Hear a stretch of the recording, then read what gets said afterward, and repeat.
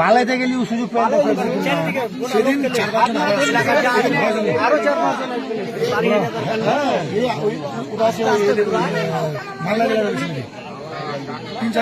তিন চারজন ছিল।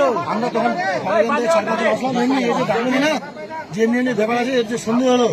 আমরা যখন আসলাম তখন একে বললাম ভাই কি হয়েছে, কাপড়ে রাখো কাপড়ে রাখো কাপড়ে রাখো কাপড়ে রাখো কাপড়ের পাতায় রাখো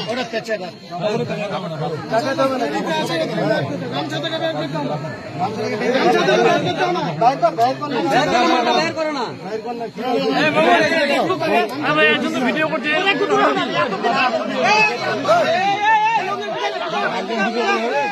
মোবাইল আছে সব শেয়ার হয়ে যাবে।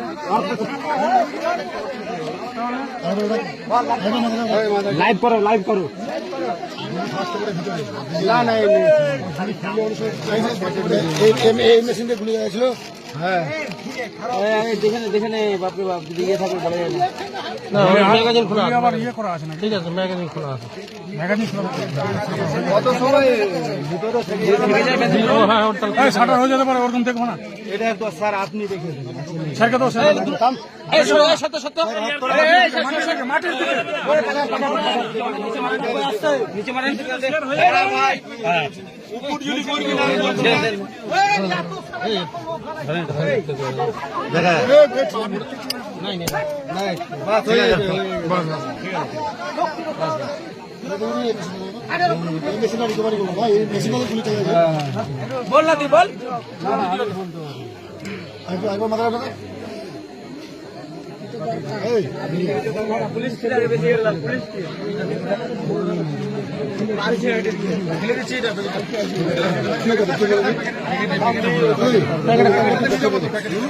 কি হয়েছে তুই একটা বক্তব্য দিবি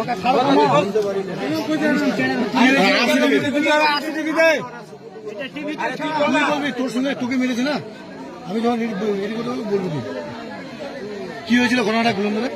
আমি চায়ের দোকানে বসে চা খাচ্ছি আর ও আমার পাশে বসছিল, আরো 5-6 জন ছিল, ওরা খালি উঠে গেল আর ওখান থেকে কিনা গুলি বের করে মেশিন বের করে আমাকে গুলি চালিয়ে দিল। এক রাউন্ড গুলি কোনো রকমে বেঁচে গিয়ে ওকে কিন্তু নিয়ে পড়ে গেছে, আমি ধরে নিয়েছি, ওই জন্য আর ও ফায়ারিং করতে পারেনি, দিয়ে এই মেশিনটা কেড়ে নিয়েছে। আমার গালের চোখের গোড়া দিয়ে গুলিটা বেরিয়ে চলে গেছে।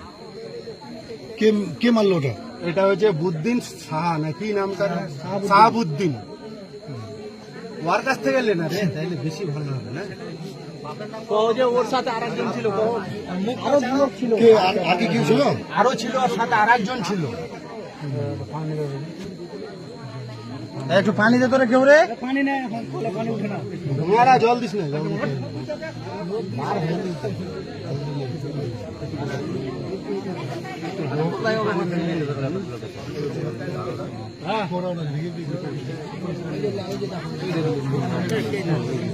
আমরা